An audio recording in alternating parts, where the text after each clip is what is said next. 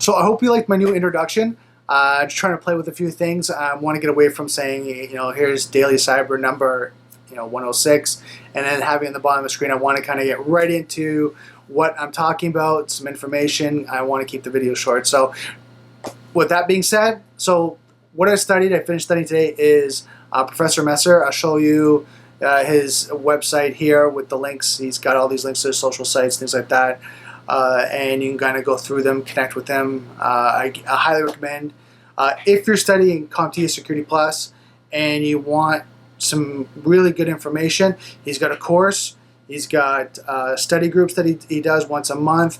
Really great to get some information, as well as when he does his study groups, he dives deep into the questions, each answer, and then the correct answer, so that you understand what is what. So you're not just answering because you memorize the answer, that you're answering because you know the information.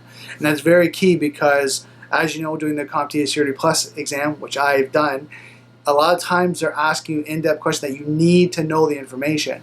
All right? It's not just A, B, C, D. It's not just that. You really have to think through them. All right? And you only have, I think it's 90 minutes to answer 90 questions. So you want to make sure you know the information as best as possible.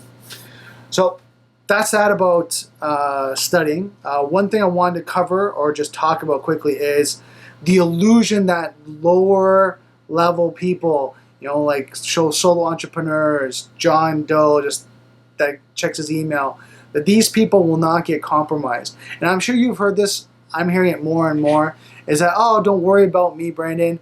I'm just this person down here. I'll never get compromised. I'll get hacked because who cares about me?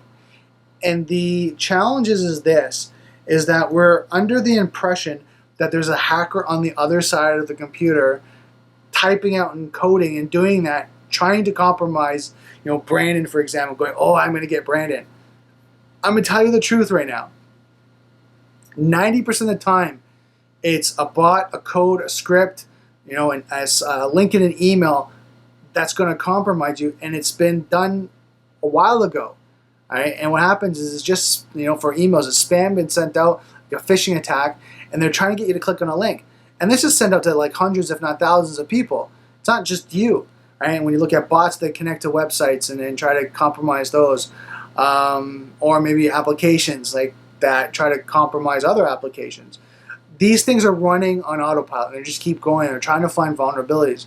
And this is something like if you have a WordPress site, every time there's a patch or an update that's sent out, you'll see a lot of websites start to get compromised because the hackers write out a code and go search all WordPress sites and see if you can get into this one vulnerable area that if they don't patch it, it's open.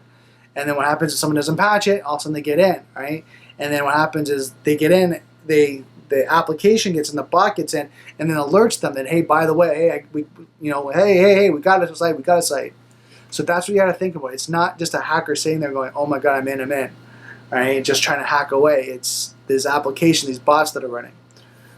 So really think about that. Make sure that you protect yourself. You have antivirus, you have spyware set up, you have your backup set up, you have all these things set up just in case when you get compromised, not if, but when you get compromised, you're able to recover quickly. Right? And then also, if you're using cloud servers, make sure you encrypt your data.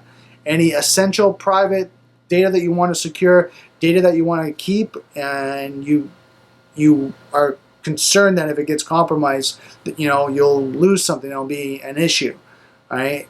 If that's the case, if it goes under that ranking, encrypt that data, because if one of your cloud service accounts gets compromised, what happens is if it's encrypted, then they can't get access to it. It's very hard for them, and it's a barrier or a hurdle for them to get overcome. And then what happens is they'll move on to the next one because it's just too difficult. They want to get easy access. So that's it for today's video. Let me first say thank you so much for all the comments, the feedback about how to change the video. As you can tell, I've changed the direction I'm facing, showing the monitors in the back, trying to make it a better video, more information, better quality. And I just want to thank you so much. I really appreciate it. So don't forget, software is hackable, being connected is vulnerable. I'll see you next video.